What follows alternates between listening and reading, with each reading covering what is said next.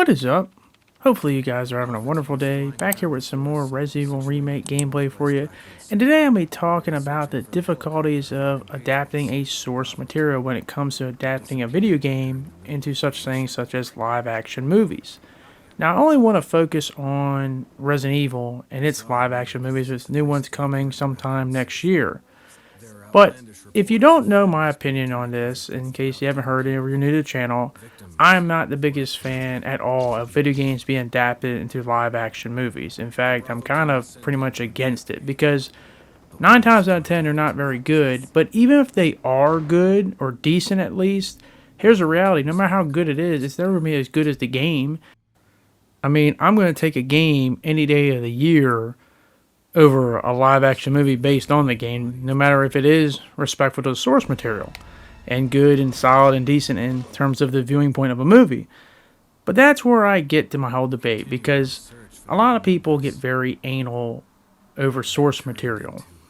When it always comes down to, adapt the source material, respect the source material, make sure you know the source material. But see, there lies a problem right there, and I don't think a lot of people really think about this and realize this. Because here's the bombshell you want to say of this video. You can't be a successful movie if you just completely follow 100% the source material. And you might be asking, why? Why would you not? Well, here's the reality. Let's just take Resident Evil 1, for example. I know they've been talking about they're going to do the Resident Evil 0 movie. Maybe they got another movie lined up, whatever. But let's just say they wanted to adapt Resident Evil, the first one, into a movie. Alright? Seems simple enough. Oh, just follow the source material. You can play the first game or the remake of the first game, whatever you want to use, or maybe you might use the novel, but probably more the games. I think more people play the games and read the novels, but you get the point. Okay? Let's just say they want to adapt based on Resident Evil Remake. Let's say this game right here, they're going to adapt the source material, yada yada yada. No big deal, right? It's easy. Just have the characters go to the mansion and survive the mansion and done deal, right? Well, I'm going to slowly get to the problem of why you can't 100% adapt the source material, and you are going to have to take liberties with certain things. So without further ado, let's get started. The first problem we're going to have is with the characters. Who's going to be the main character? Now, I know somebody might be like, well, you're going to have main characters. You're going to have Chris and Jill. All right, that's fine. But how are you going to do it? Because if you're going to adapt the source material and follow it beat by beat, well, that's going to be a problem. Why, you might ask? Well, let's just say you choose Chris in the game. If you play as Chris, that's cool. You go about Chris, and then you encounter Rebecca during the thing, and you complete the mission. But you might be thinking, okay, well, what about Jill? Well, that's the thing. If you play as Chris, you don't see Jill only in the beginning and the very end of the game, because Jill is basically sitting in the prison waiting for you to save her. And you might think, oh, well, that's bad. Well, what happens if you play as Jill? Well, basically the same thing in reverse. Instead, you have Barry helping you out, and it's Chris that you only see in the very beginning of the game until the very end of it, where he's also sitting in. So basically swap places. So basically, whatever character you played as, the other character was basically sitting, and you only find them at the very end of the game. They're not doing anything. So, yeah, you can't 100% adapt the source material, because then from a movie watching standpoint, it wouldn't be very exciting. From a fan standpoint, whatever character was the one they went with the main one, they'd be unhappy with the other one that didn't get the limelight. You're not going to have one of them sit in a cell, at that point in time and be an entertaining movie. It's just not going to work. It works in the confines of the game because you have multiple campaigns, but then it wouldn't make sense from a movie watching standpoint. You're obviously going to have both characters interact and move at the same time. The question is, what things they're going to do, and what things are they not going to do? Are they going to meet up with each other, or are they just going to split time? And that's where you have to take liberties with things. Another big thing that you definitely can't be doing is, what's one of the big things in the early Resident Evils that a lot of people say is basically what defines Resident Evil? Inventory management. Finding items, resource management, knowing where key items and keys go to, which unlocks which things, combining stuff. That sounds great from a video game standpoint, but when it comes to a movie watching standpoint, I'm sorry, nobody wants to watch JillValentine stumble around in a whole mansion being like, oh, I can only hold a certain amount of ammunition. I only had 12 rounds, so I have to basically play dodge all the enemies until, I can preserve that thing for the boss fights if I encounter them. Or I don't know what door this key unlocks or which item combines. As I said, it's fine from a game standpoint, but from a movie watching standpoint, no. You'd be bored out of your mind. And keep in mind, we're not talking about short films or, these are the things you see on the internet where someone made like a 3-minute, sometimes 15 and 20-minute little short Resident Evil film made by fans. We're talking about a 2-hour movie. You're going to have other things that happen. And yeah, you can have a little bit of that, but you can't have it to the degree it's in the games. And yeah, we all know our first time playing the original Resident Evil, we all stumble around like idiots trying to figure out where everything goes and learning that inventory management. And then, going to the safe box that has all the items and then all the safe boxes are magically connected. Yeah, that's where you're going to have to take liberties with things. You can do it to a degree. I get it, having, hey, you just can't go trigger happy, but it can't be to the extent of the game. That's where I said things have to be a little bit different. The next thing that you really have to take liberties with, and I mentioned a little bit earlier with the characters, but who gets to do what? And while this is all happening, who gets to fight what? Who gets to do what? Are there different things that you encounter? Do they encounter the same characters? As I said, obviously the main 5 characters in this game are Jill, Chris, Rebecca, Barry, and Wesker. Do you keep it the same? Or do they encounter different people? Do they fight different bosses? Like, obviously, if both Jill and Chris, as we told earlier, have to be doing this, they're probably going to split up. Or maybe they don't split up. Maybe that's a decision they make. But if they do split up, which I'm assuming that's what they would do, and obviously Barry would be with Jill, Rick would be with Chris, like, who does what? Like, do they fight the Plant 42? Do they fight Neptune? Who does that? Who fights Yawn? Who encounters Richard?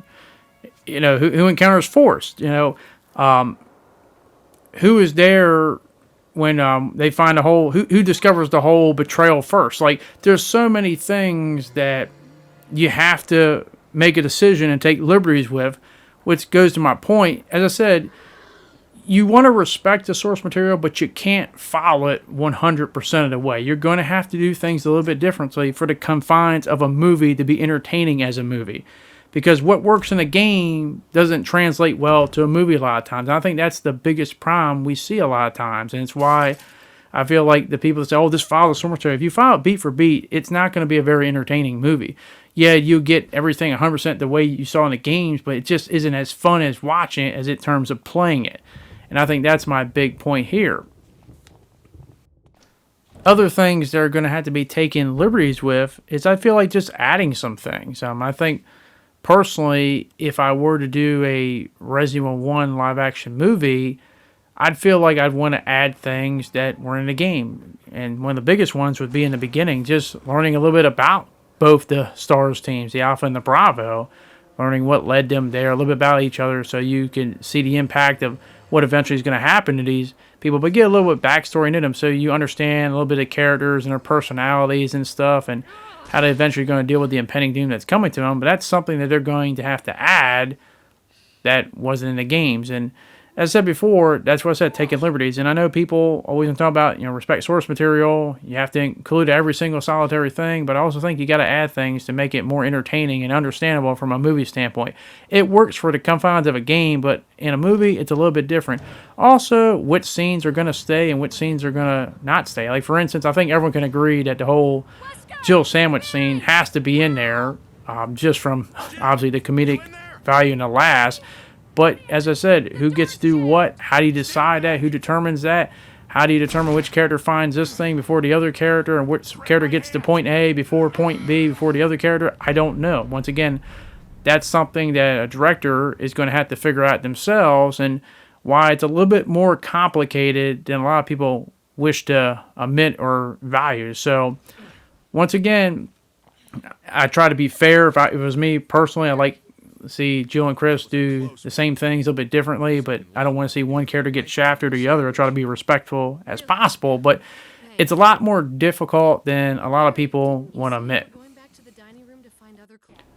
Another big thing that's going to be, I think, maybe the hardest part, the hardest element to really hit, even more than just the whole changes and taking liberties with things, is the whole, I guess, action element of the game. Now, obviously, this is Resident Evil Remake, more survival horror than its later incarnations, obviously. But you can't just have the characters do how most players do, where they just want to preserve their ammunition 100% of the time and just wait for the boss fights. Obviously, you're going to get to points where you're going to have to shoot some enemies. Now, do they let them go run and gun and shoot everything? I wouldn't go that route, but you do have to shoot enough people to entertain somebody, because as I said before, it is a movie, and I don't want to watch a 2-hour movie where everyone's just avoiding every enemy in the thing, never fighting them, and just preserving ammunition. I guess you could argue, hey, they can go melee-wise, but still, they're obviously going to have to use their weapons and guns, but how much do you do it? How much do you not? Where's that fine line? And I don't know what that fine line would be, but they're going to have to show it from an entertainment standpoint. And that's why I said they're going to have to take liberties with some things.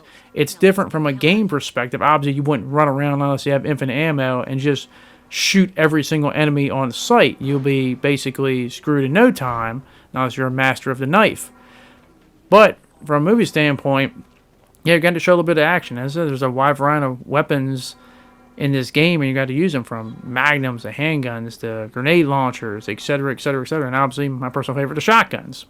But, that's the difference between a game and a movie. And what works for a game doesn't always translate for a movie in this sort. So they're going to have that fine line between obviously being horror-based, but you're going to have a little bit of action in there, but being able to build an intense moment without overdoing it, so I say. So obviously having great set pieces, building the atmosphere, maybe a great soundtrack.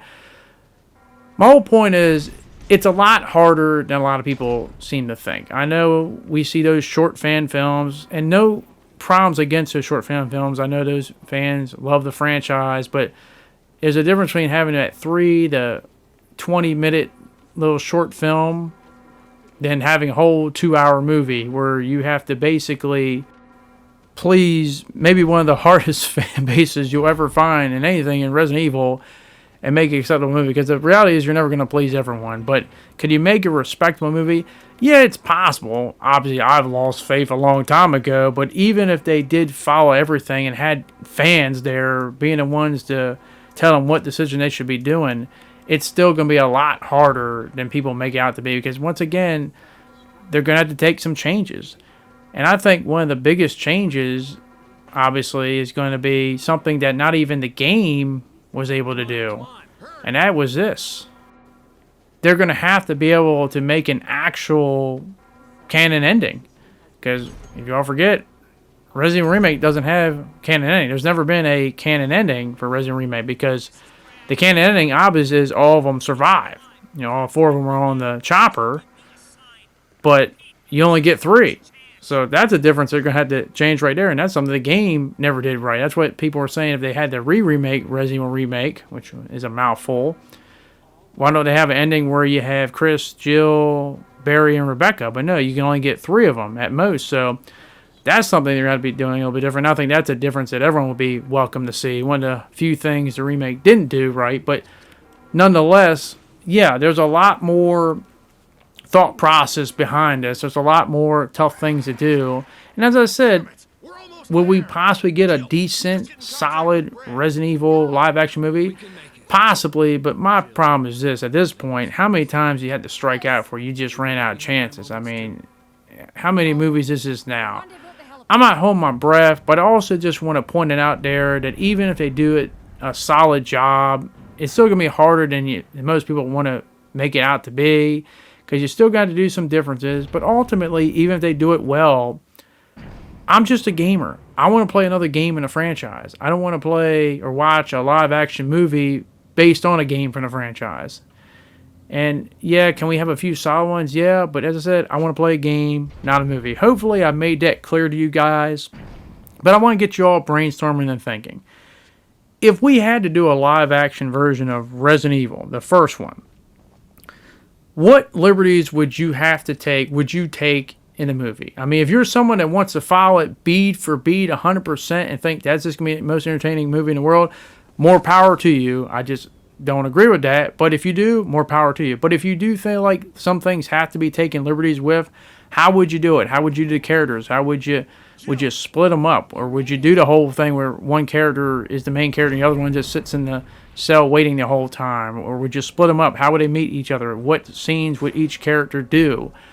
Would you add something completely different there, like I alluded to earlier, we're adding like a whole intro before they even get on the chopper to learn about both squads? Would you maybe even give Wesker a little bit more of a backstory outside of what we learned in Resident Evil 0 about him? Or would what type of differences would you do? What things would you keep? You 100% be like, hey, you know what? You can't get rid of that, like the Jill sandwich. It's too iconic and a good comedic moment there. But let me know down in the comment section down below. But maybe one day we will get that solid, decent live-action Resident Evil movie. As I said, I don't know if it's possible. I mean, it's possible. It's just, at this point, I don't think it kind of deserves to be possible anymore. There's other franchises that I guess at least deserve at least one chance. I've never got even one movie. Resident Evil is on, I don't know, its 8th, 9th chance at this point. It's just ridiculous. But that is going to be it. Hopefully you guys did enjoy this video, and hopefully I can see you guys back in the next one. Thank you very much for watching. Hope you guys enjoy the rest of your day, and I hope to see you all later. Peace.